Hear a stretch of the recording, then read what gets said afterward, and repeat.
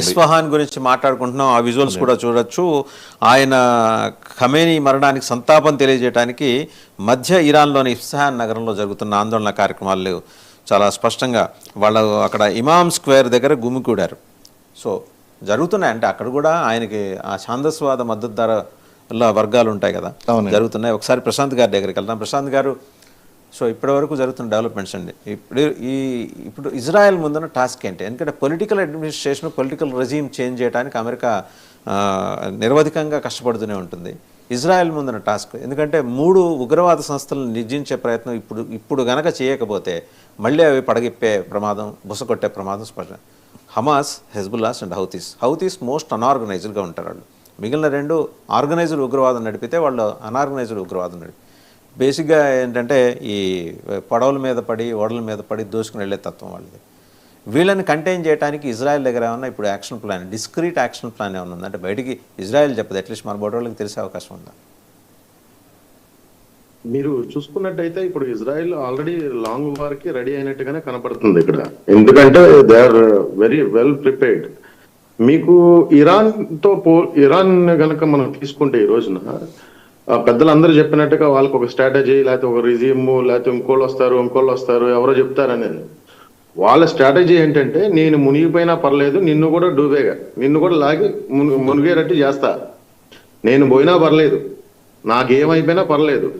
లేకపోతే open the hell gates open చేసినట్టుగా వాడి దగ్గర ఎన్ని ఉంటే అన్ని బాంబులను ఓపెన్ చేసి ఇష్టం వచ్చినట్టుగా ఈ ప్రజలు అనుకుంటున్నాడా, లేకపోతే ప్రజాస్వామ్యాల మీద దాడా, లేకపోతే ఏంటనేది వాళ్ళకి అసలు, అంటే వాళ్ళకు ఒక అధికారం, ఒక కమాండ్, ఏదైనా ఒక పద్ధతి పాడు ఉంటే ఇన్ని జరగవు ఇక్కడ.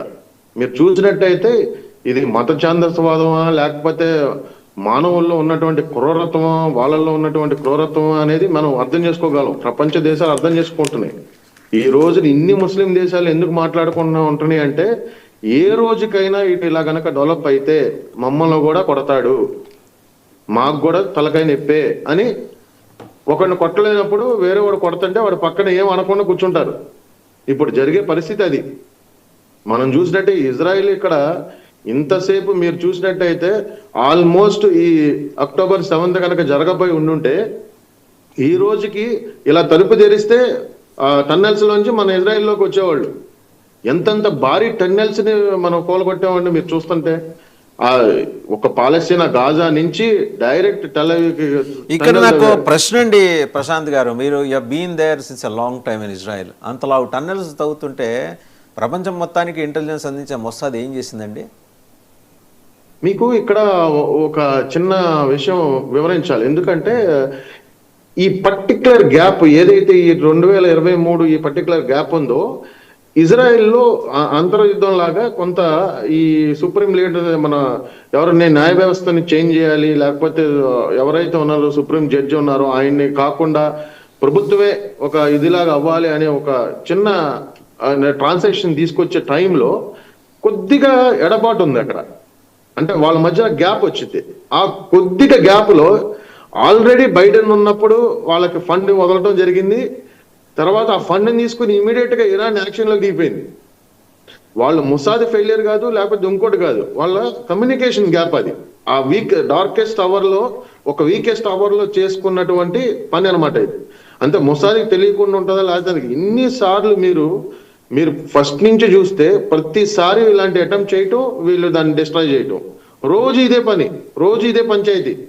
ఇప్పుడు మనకి ఇంటి దగ్గర కనుక మనం ఒకటి దారిలో నడుచుకుంటే వెళ్తున్న కోడి మీద, కుక్క మీద పెట్టి తిట్టేటట్టుగా వీడు పద్దాక వెళ్ళేటప్పుడు ఎవరినో కొన్ని పొడవడం, మళ్ళీ తగాదా, మళ్ళీ పెట్టుకోవటం. ప్రపంచ దేశాలకి ఇజ్రాయెల్ పెద్ద బూచిలాగా చూపించి వీళ్ళందరినీ చంపేస్తుందని చెప్పటం. అసలు ఎవరు భూభాగాన్ని ఎవరు ఆక్రమించారు, ఎంతమందిని ఆక్రమించారు, అసలు ఎవరి భూభాగం అది, ఎవరి జూయిష్ నేషన్? నేను చెప్పినట్టుగా 1,50,00,000 మంది లేరండి ప్రపంచం మొత్తంలో యూదులు. 1,50,00,000 మంది ఇప్పుడు ఉన్నటువంటి లెక్క ప్రకారం. వీళ్ళ భూభాగానికి వీళ్ళే డబ్బులు ఇచ్చి కొనుక్కొని వీళ్ళే వెనక్కొచ్చి వీళ్ళు ఇవన్నీ ఇప్పుడు మీరు చూస్తే అభివృద్ధిలో ఇంత ముందంజలో ఉంది. మనం పిఎం మోడీ గారు మరి ఇక్కడికి వచ్చారు అంటే ఆయన ఊరికినే వస్తారా? 16 సంబంధించినటువంటి అంటే అన్ని రంగాల్లో వాళ్ళు సైన్ చేసి, టెక్నాలజీ, సైబర్ టెక్నాలజీ, తర్వాత అగ్రికల్చర్, మీరు ఏది తీసుకున్నా కూడా అన్నిట్లో సైన్ చేసుకుని ఆయన ఇంత దూరం వెళ్ళాడంటే ఒక భారతదేశం లాంటి దేశం ప్రధానమంత్రి ఆలోచన లేకుండా ఇజ్రాయెల్తో వస్తారండి. వాళ్ళందరూ ఏంటంటే తెలియకుండా మనోడు వెళ్ళాడు అక్కడికి, అది ఇదని ఏదో పిచ్చి మాటలు మాట్లాడుకుంటా వాళ్ళకు జియో పొలిటికల్ అంటే అసలు ఏం జరుగుతుంది, మనకి ఎవరి ద్వారా మనకు వచ్చిన లాభం ఎవరి ద్వారా వస్తుంది? మీరు పాలస్తీనా వెళ్తే మనం డబ్బులు పెట్టాలి, మనం సపోర్ట్ చేసామంటే మనం ఏడి పంపించాలి. మీరు చూసినట్టయితే ప్రతి పాలస్తీనా ప్రతి విలేజ్ లో కూడా అమెరికన్ స్కూల్స్ ఉంటాయండి, వాళ్ళకి డబ్బులు ఇస్తారు, అమెరికన్ ఫండ్ ఉంది, అది చదువుకొని పెద్దగా బాగా బాగుపడచ్చు. But here they don't do anything. ఎంతసేపటికి ఇజ్రాయెల్ చచ్చిపోవాలి, అమెరికా చచ్చిపోవాలి, ఇజ్రాయెల్ చచ్చిపోవాలి, అమెరికా చచ్చిపోవాలి. ఈ మాట తప్పితే ఎలా అభివృద్ధి చెందుదాం, ఇద్దరం కలిసి ఎలా ముందుకెళ్దాం అనే మాట్లాడలేము. ప్రశాంత్ గారు మళ్ళీ వస్తాం. ఇదే ఒకసారి కల్నల్ పరం దగ్గరికి వెళ్ళాం. కల్నల్ పరం గారు, సో దేశవ్యాప్తంగా భారతదేశంలో కూడా షియా ముస్లిం వర్గాలు నిరసన చేపడుతున్నాయి.